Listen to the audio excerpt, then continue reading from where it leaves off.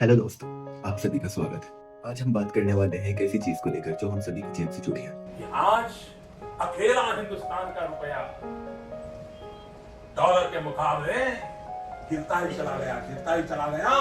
लेकिन सवाल ये है कि रुपया गिरने का मतलब क्या है और इसका असर हम पर कैसे पड़ता है। तो चलिए इसे बहुत आसान भाषा में समझते हैं। जैसे कि आपको पता ही होगा, सन 2014 में $1 की वैल्यू 60 रुपए थी और अभी उस डॉलर की वैल्यू 90 रुपए हो गई। इसका सीधा सीधा मतलब है रुपया कमजोर हो रहा है। ये ऐसे नहीं होता मित्रों। मैं शासन में बैठा हूं, मुझे मालूम है इस प्रकार से रुपया इतनी तेजी से गिर नहीं सकता। अरे नेपाल का रुपया नहीं गिरता है, बांग्लादेश की करेंसी नहीं गिरती है, पाकिस्तान की करेंसी नहीं गिरती, श्रीलंका की करेंसी नहीं गिरती। क्या कारण है?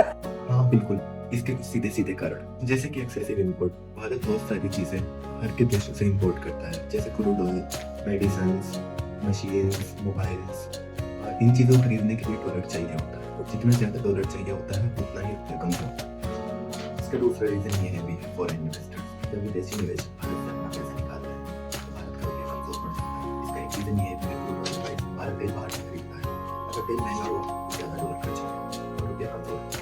इसका एक कारण ये है भी है यूएस डॉलर स्ट्रेंथ। जैसे ही अमेरिका में इन्वेस्ट बढ़ता है सभी इन्वेस्टर वहाँ इन्वेस्ट करना शुरू कर देते हैं, जिससे डॉलर की डिमांड बढ़ जाती है और डॉलर मजबूत हो जाता है और भारत का रुपया अपने आप में कमजोर पड़ जाता है। तो अब देखते हैं रुपया गिरने के फायदे और नुकसान। पहले बात कर लेते हैं इसके फायदों पर, जैसे कि एक्सपोर्टर कंपनियां।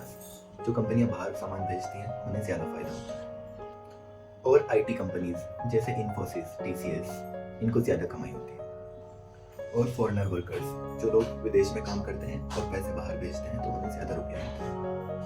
अब बात कर लेते हैं रुपया गिरने के नुकसान। रुपया गिरने का नुकसान सबसे ज्यादा आम आदमी को होता है। गैस सिलेंडर, दवाई और पेट्रोल महंगा हो जाता है, मोबाइल और दूसरे सामान भी महंगे हो जाते हैं, हर महीने का खर्च बढ़ जाता है, यानी जिसका सीधा असर हमारी जेब पर पड़ता है।